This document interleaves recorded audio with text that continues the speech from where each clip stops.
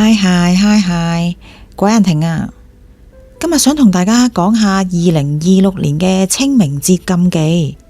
嚟緊4月5號就係清明節啦，大家準備好晒去掃墓未啊？近期我都睇咗一位我好欣賞嘅玄學家張心芬師傅，佢精通奇門遁甲噶，佢都講咗好多清明節嘅禁忌啊！原來好多嘢一路都做錯晒噶。其實我一路以嚟對清明節都好多迷思噶，因為坊間太多唔同種類嘅師傅，佢哋講嘅嘢方法都好唔同噶。究竟大家又知唔知道清明節亦都係鬼門關開嘅時候啊？通常大家一講到農曆7月鬼門關大開嘅時候，好多人都會好驚，甚至唔出夜街。我發覺條街都真係特別少人噶，但係清明節嗰日鬼門關大開，大家亦都唔使太過擔心喎。佢唔同農曆7月會開足成個月，佢只會喺清明節嗰日開同埋閂噶咋。點樣為之當日即開即閂呢？佢嘅條件就係啲先人或者啲靈魂去世咗嘅人，一路都仲有後人去拜祭佢哋嘅，仲有就係未投胎嘅，佢哋可以喺清明節嘅當日上返陽間，接受啲後人嘅拜祭。原來名額都好有限噶，哇！我已經想象到嗰個畫面，有好多鬼魂喺陰間嗰度排住隊上嚟。大家真係要把握清明節嗰日啦。雖然知道好多香港人都好忙，但係張心芬師傅就話，其實最好都係選擇返正日嗰日去。我都知道有啲香港人一定會早啲去或者遲啲去，選擇啲冇咁多人嘅時間去。其實都明白到大家真係嗰日未必一定去到，大家會覺得點算呢？如果我正日去唔到點算呢？其實大家唔使太過擔心嘅。雖然話俾你聽清明節嘅正日係嗰日即開即閂，但係亦都唔代表你正日唔去燒嘅話，佢哋就收唔到嘢嘅。只係話俾大家聽，清明節正日如果你去到掃墓嘅時候，大部分嘅先人祖先佢哋都會齊齊整整咁樣企晒喺個墳頭度，或者喺個骨灰龕嗰度。大家如果清明節正日去到嘅話，咪當係一個開心嘅 party 咯。當日啲先人或者祖先佢哋就會逐個逐個排隊喺度接受你哋燒俾佢哋嘅供品祭品。呢個迷思又解開咗啦，唔一定要正日去嘅，但係你其他日子去，你就要講明清楚俾祖先知。而第二個迷思就係，好多親人都會約埋一齊上山祭祀，會帶好多食物啊、汽水啊、生果啊咁樣，好似去野餐咁樣。通常大家拜完祖先都會分享返啲食物，感覺就好似同先人喺度開 party 咁樣。有啲會抬隻乳豬上去啦，有啲知道先人中意食齋，又會拎啲齋上去啦。仲見過有啲人成盤汽水捧上去，其實見到好多人都五花八門。見到有啲喺墳頭隔籬有啲化寶爐，而家去掃墓真係見到好多特別精美嘅嘢出現。紙紮嘅壽司船我又有見過啦，水果嘅手機又有見過啦。都知道大家好錫先人嘅，知佢中意啲乜嘢就燒咩俾佢。其實燒啲乜嘢俾先人都係自己嘅心意。講到呢度，師傅其實都唔太建議大家喺墳頭嗰度分享美食噶。我第三個迷思就係啲衣包究竟用啲乜嘢去封口嘅呢？唔知大家又有冇試過自己整衣包？我自己就有親身整過啦，自己摺啲金銀啦，放啲衫褲鞋襪啦，仲有啲蓮花啊，同埋有啲紙幣咁樣。其實你去紙紮鋪，佢已經執晒俾你，全部放晒落去。我覺得個衣包嘅面寫嘅嘢係最重要。如果你寫漏咗或者寫錯咗，先人都有機會收唔到噶。同埋我記得面頭一定要貼觀音衣，等觀音幫我哋分俾我哋啲先人。以免俾其他嘅遊魂野鬼搶咗佢哋啲衣包。同埋張心芬師傅再教路，衣包千祈唔好用釘書機封口啊！原來釘書機嘅釘即係金屬，係會對靈體有啲殺傷力噶。如果唔係，有啲師傅點解會用啲銅錢劍去捉鬼呢？亦都有啲鈴鈴呢？呢啲都係我哋平時常見啲師傅捉鬼用嘅嘢嚟噶。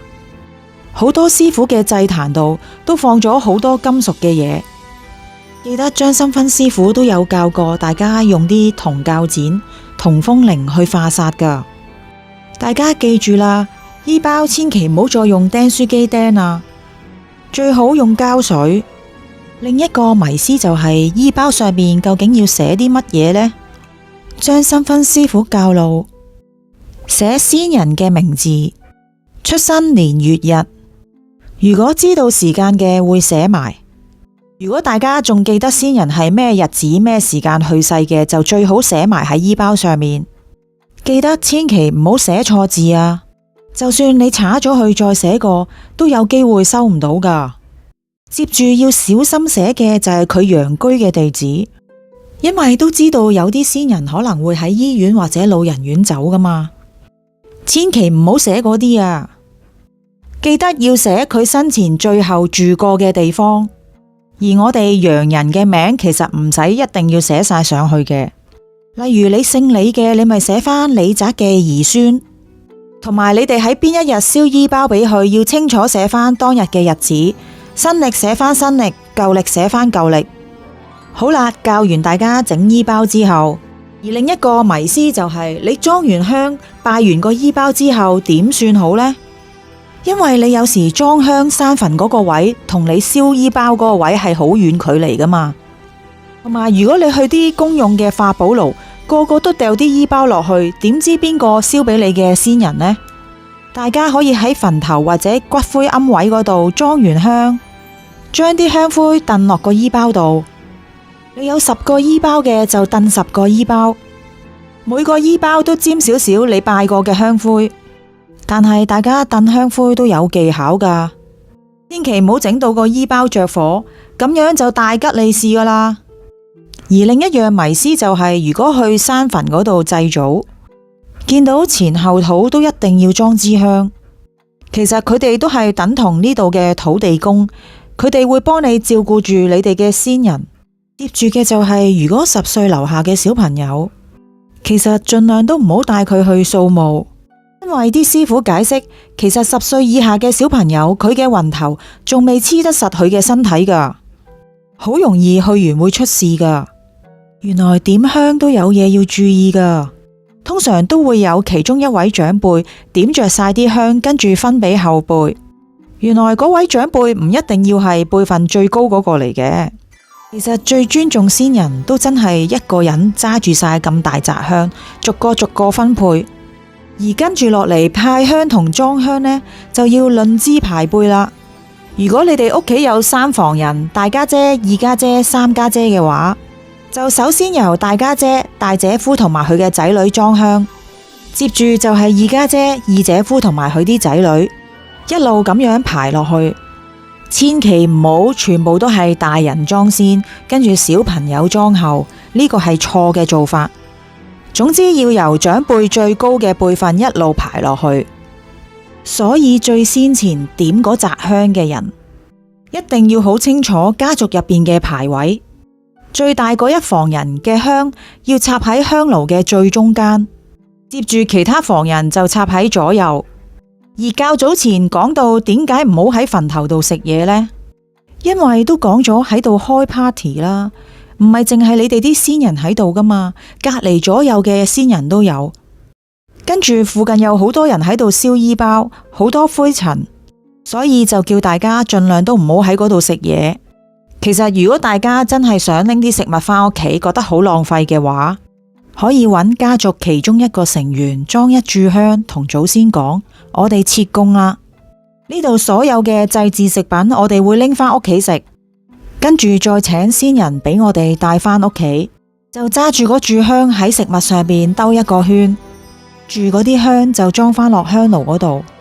大家仲要記住，無論喺山墳裝香或者骨灰龕裝香，如果你覺得騷擾到附近嘅先人，都記得要裝住香，同佢哋講聲唔好意思，打攪晒。而最後一個迷思呢，就係拜祖先究竟咩時間去係最好嘅呢？其實最好就係天光8、9點之後開始上山，盡量4點前都好落山啊。其實5點後就已經叫做係夜晚入黑噶啦。5點後嗰啲時間真係唔好再上山啊，以免惹禍上身。清明節嘅迷思就講到呢度啦。接住落嚟就想講下關於墳場嘅鬼故。香港非常之人煙稠密，即使係市中心繁忙嘅地區，都一樣好多鬧鬼嘅事件㗎喎。其中喺市中心嘅跑馬地墳場就係一個好嘅例子啦。墳場位於銅鑼灣市中心嘅側邊，一條馬路之隔就係住宅、馬場同埋商業中心，側邊仲有啲天橋同埋公路，日日都非常之熱鬧㗎。跑馬地墳場係香港著名嘅墳場之一，除咗已經有百幾年歷史之外，仲有唔少嘅名人都安葬喺呢度。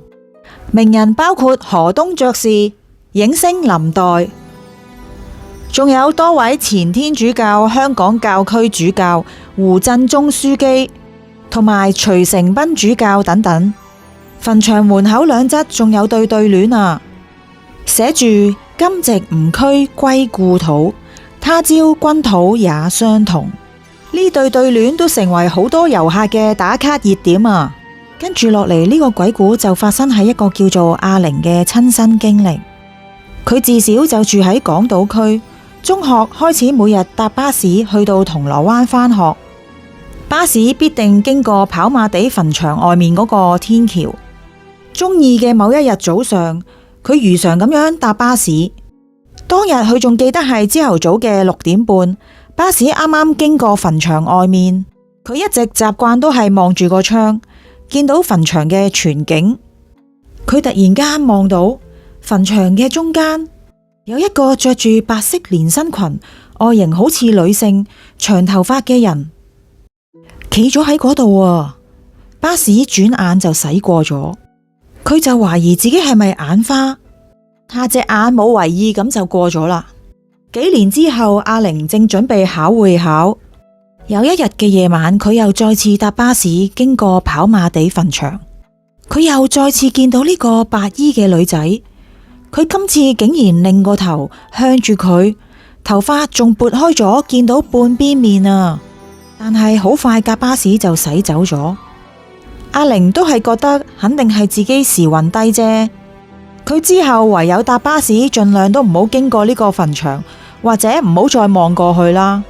之後阿玲畢業揾到工作，有一次佢深夜搭小巴經過銅鑼灣，件事都過咗咁耐，佢一時唔記得咗，隻眼望咗向墳場嗰邊。佢今次見到白色裙嘅女鬼，唔單止企直喺度望住佢，好似等咗佢好耐咁啊，係咁向佢揮手啊，又好似叫佢過去咁樣啊。當時嚇到阿玲喺度大叫啊！之後阿玲同自己講：我以後唔會再搭車經過呢一個墳場。